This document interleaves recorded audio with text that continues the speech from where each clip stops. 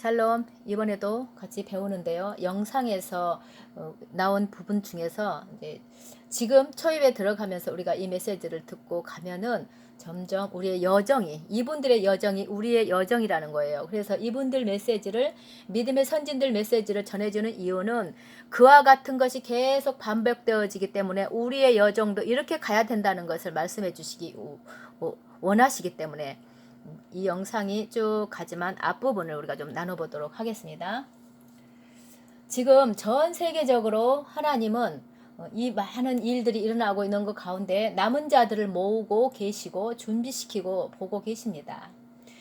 토라의 관점으로 본 코19 메시지는 말세에 관한 메시지를 담고 있습니다. 이것을 알아야 되죠.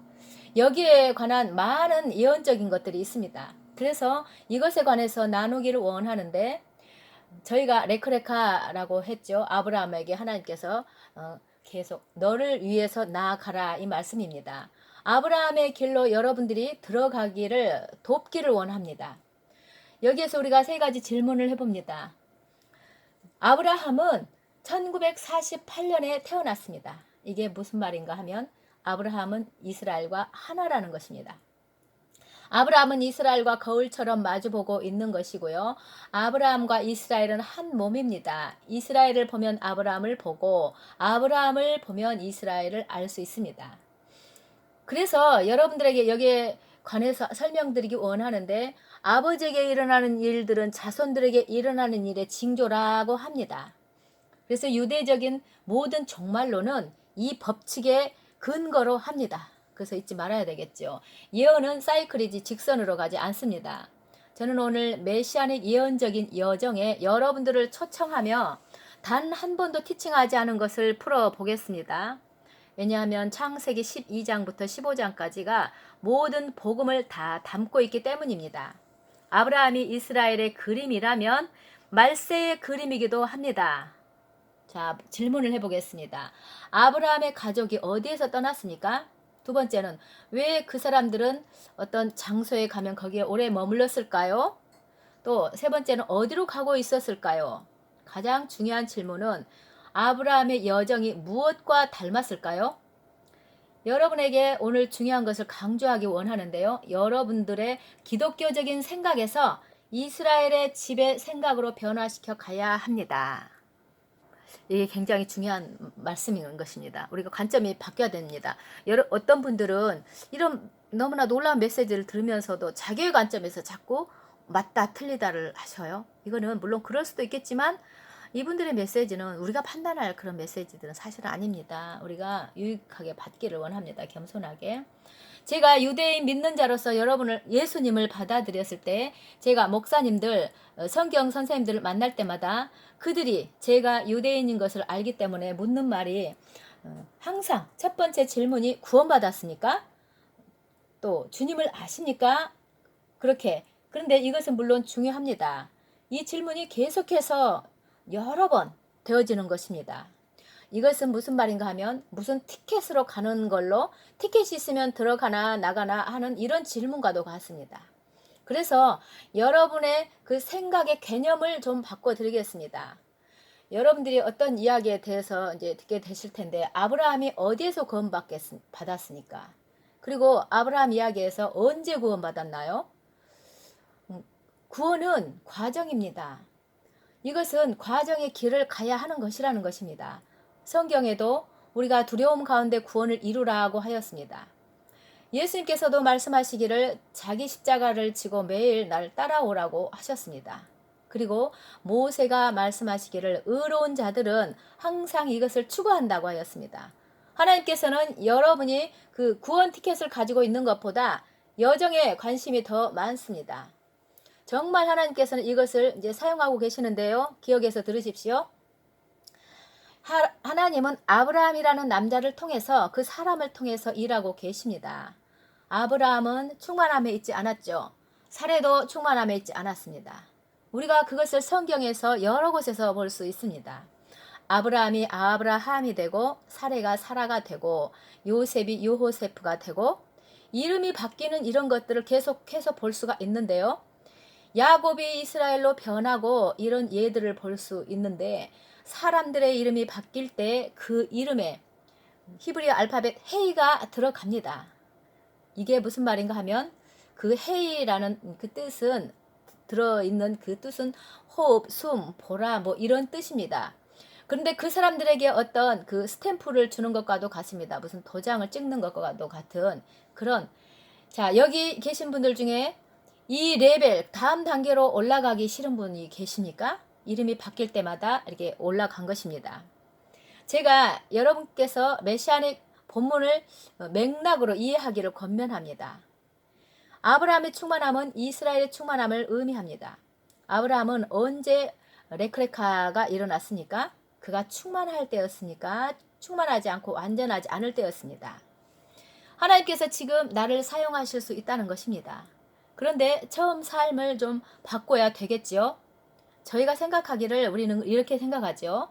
하나님께서 나를 사용하시기 전에 내가 좀 완전해야 된다는 그런 생각이 있는데 이것은 사탄이 준 생각입니다.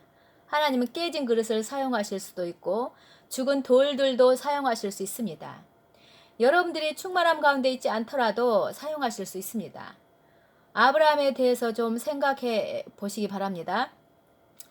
아브라함은 이스라엘의 그림입니다. 여기에 대해서 아브라함을 하나님은 우리가 보다시피 아브라함은 계속 하나님께서 사용하십니다. 아브라함은 충만함에 있지 않았습니다. 그러나 아브라함은 하나님에 의해서 사용받기를 기꺼이 원했습니다. 그래서 아브라함은 한 발자국 한 발자국씩 그 충만함으로 나아갔던 것입니다. 제가 사람들이 구글에서 뭐라고 하나 좀 봤습니다. 코멘트를 봤는데 왜 랍비의 글을 인용하느냐? 예수님을 믿지 않는 랍비의 글을 인용하느냐? 그들은 아직 구원도 못 받았는데 이렇게 말입니다.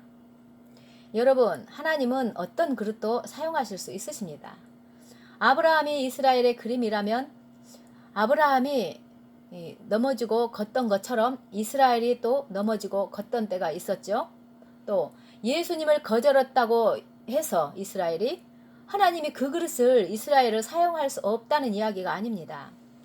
이스라엘이 실패할 때도 하나님은 이스라엘을 사용하셨습니다. 이스라엘의 넘어짐이 너희에게 복이 되었다면 그들의 충만함은 어떻겠느냐고 사도 바울도 말씀하셨죠. 아브라함은 그 여정을 가야 되지요. 그가 여정으로 가기를 기꺼이 원했기 때문에 세상의 구원을 가지고 왔습니다. 그리고 한 단어가 반복되는 단어가 있는데 레크레카 하는 것입니다. 제가 여러 가지 예문이 있지만 그 예문에서 몇 가지만 보여드리면은 사실 레크레카라는 단어는 노아의 언약에 나타나 있습니다. 창세기 12장 1절 거기에서 레크레카가 있는 것을 볼 수 있을 것이고 또 놀라운 것은 그 다음에 나오는 것은 신명기에 이스라엘에게 그 수꽃 절기를 지키라고 할 때입니다. 그 다음에 또 레카가 이스라엘의 집을 지으라고 할 때입니다. 뭔가 나아가는 행동을 하도록 하실 그 때를 말씀하십니다. 지금 레크레카의 놀라운 개념에 대해서 여러분 개념이 잡히십니까? 앞으로 나아가는 것입니다. 매번 하나님께서 레카라고 말씀하실 때 그것은 매번 언약으로 들어가는 것을 의미합니다. 이것은 우리가 갱신된 신약을 말하기도 합니다. 우리가 신약에도 우리가 나아가야 되는 이런 어떤 것이 있습니다. 노아의 언약, 아브라함의 언약, 모세의 언약, 다윗의 언약. 하나님께서 4번을 반복해서 언약을 들어갈 때마다 레크레카라는 단어를 사용하셨습니다.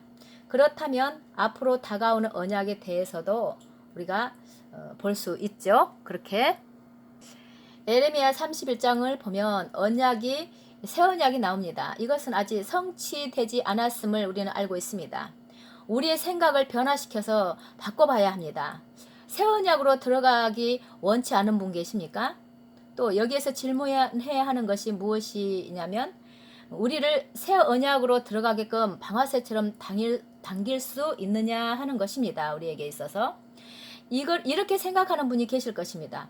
우리는 벌써 새로운 신약의 그 언약에 있는데 이렇게 말입니다. 그러나 그 맥락에서 보시면 그 말씀이 아직 성취되지 않았습니다. 여기 놀라운 것이 있는데요. 각기 언약으로 들어갈 때마다 우리가 그 거룩한 히브리 언어로 이해해 볼 수 있는데요. 레카가 언약으로 들어가는 것을 의미한다면 그 레카의 그 전에 들어있는 단어가 무엇일까요? 그것은 움직이는 동사인데 항상 동사를 의미합니다. 이 땅에서 일어나는 일들이 하늘의 반응을 가져온다는 것인데요. 여러분 새 언약으로 들어가기 원하십니까? 여기에서 행동을 하라는 것입니다. 동사가 나왔죠? 그렇다면 하나님께서 새 언약을 가져오기로 하실 것입니다. 동사 우리가 움직일 때 말이죠. 이것은 왕국의 원리입니다. 새 현실을 보시기 원하십니까? 갈릴리 사람들아 너희가 하늘을 보고 무엇을 바라보고 있느냐라고 예수님 말씀하셨는데 그 행위를 하십시오. 그러면 다음 단계 언약이 와서 우리가 그것을 성취하는 것입니다. 우리가 새 언약으로 들어갈 때 그것은 하나의 언약을 떠나서 다음 장으로 간다는 뜻입니다. 제가 오늘 다 풀어놓기를 원하는데요. 여러분들이 잘 이해하셔야 합니다. 여러분께서 하나의 현실을 떠날 때 그렇다면 또 다른 현실로 가는 것이라는 것입니다. 여러분께서 앞에 있는 새로운 언약을 들어갈 때, 그 언약으로 들어갈 때 아브라함이 하란을 떠났을 때 젖과 꿀이 흐르는 땅으로 갔지요. 아브라함은 옛 언약을 떠나서 예레미야 31장 새 언약으로 들어간 것이 되는 것입니다. 그래서 여러분들이 이 여정이 어떤가 그것을 생각해 보셔야 합니다. 왜냐하면 우리도 모두 새 언약으로 들어가기 원하기 때문입니다. 지금 새 언약으로 들어가는 부분에 대해서 이제 다음에 나눠보도록 하는데요. 다음에 보면 아브라함의 여정에서 구체적으로 어떻게 행하고 나갔는지를 통해서 우리에게 어떻게 행동해야 되는 부분을 전해주십니다. 또 계속 이어서 부분 나눠보도록 하겠습니다. 샬롬.